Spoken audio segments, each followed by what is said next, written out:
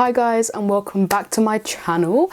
I'm going to be showing you how I made these Valentine's Day pizzas. I made just a kind of classic cheese and tomato with like a mixture of olives, and then I made a second pizza with BBQ Quorn pieces, so like the corn chicken, and I kind of made like a barbecue sauce to go on that, and that was such a delicious meal. Like, it was really nice and easy to make. The recipe for the dough, well, I wouldn't really call it a dough, it's more just unleavened bread, so it doesn't rise. I mean, you could have put maybe some baking powder in it to kind of give it a little bit of a rise, but it's literally such a quick recipe. It's just flour, salt, oil and flour. Wait, did I say flour twice? Salt, oil and flour and water. Sorry, I forgot one of the most important ingredients of actually making that. But yeah, it is really easy to make, so I highly recommend it if you're just looking to make something really quick for lunch or even dinner or just a snack. It is really easy to make, and the good thing about this recipe for the unleavened bread is that you can literally have that with any other kind of savory dish. So if you're having a curry, or if you were having, like, I don't know, just adapt it to whatever you want to have it to, really. But it is really quick and delicious and easy, and I hope you guys enjoy this video, and I'll see you in the next part. Hey guys, so I'm going to be making some love heart pizzas, and this is a really quick recipe. So this is unleavened bread, like I said at the start of the video, and it's literally flour, water, salt and oil. Honestly, so quick to make, but I already had these left over because I had lots of veggie curries and other little bits and pieces from my dinner last night, so I'm just using up what I had. I just used some scissors to cut out the heart shape because I tried to use this knife that I had, but it didn't even work. So yeah, I just ended up cutting it out to kind of get a heart-ish shape.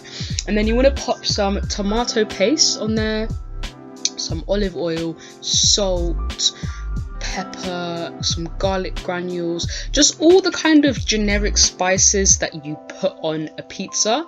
So yeah, I just kind of went ahead and added all my ingredients to make it really tasty. I also added some chives and some mixed herbs and a bit of dried basil because I wanted to, again, try and get that really delicious flavour that you would if you were going to have a homemade pizza.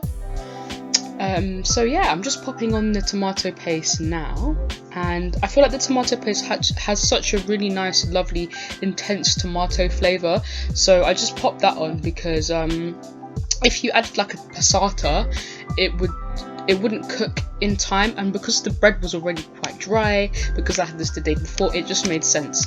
So I'm just going to cut up some olives. I have some green ones, and I don't know what the purplish ones are called, but they're olives.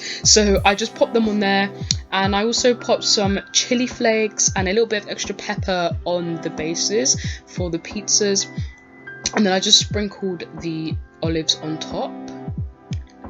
And then I was like, okay, you know, I kind of want to make a little bit of a different flavour, so I made the BBQ Quorn chicken pizza, which was really delicious and so nice. So for that, I did a mix of barbecue sauce, and then I did also add some liquid smoke. So before I actually put it in the pan, I kind of wanted to make sure that the corn pieces were completely coated with the barbecue sauce, so that then it can just be really delicious and it can have something to sort of stick to.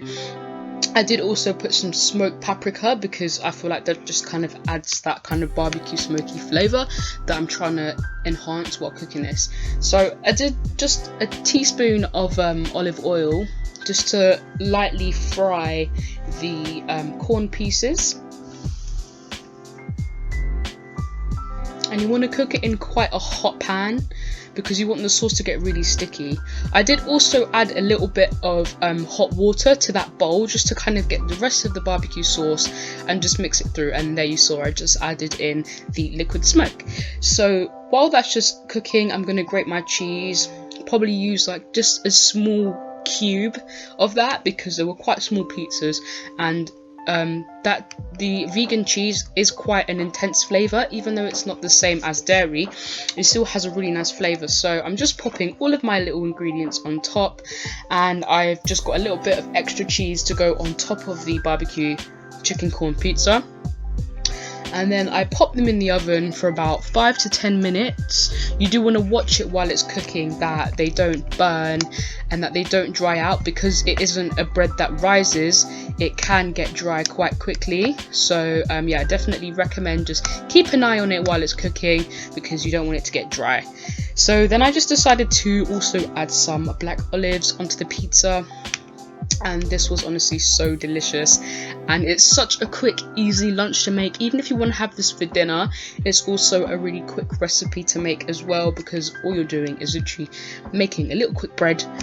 You could, you know, always use pita breads as well, but this is what I made, and it was honestly so delicious and so quick to make. Like, I just can't deal. It was so good. But I hope you guys enjoyed this tutorial, and we'll catch up in another video. Just look at that. It looks so good. Hope you give it a go. Yeah, so I really hope you guys enjoyed that video. As you saw, it is really quick and easy to make. And the recipe will be in the description box. So if you do want to check that out, you will be able to see it written down, and you can see the measurements of stuff that I've used to actually, if you want to be more accurate. But like I said, with the bread, you can really eyeball it. You don't need to measure it out unless you want to be really precise. But I mean, you can just literally add the flour, add the water, add the salt, oil, mix it up, and then if you need to add more flour, add more flour, and then you will need a little bit extra anyways to kind of roll it out.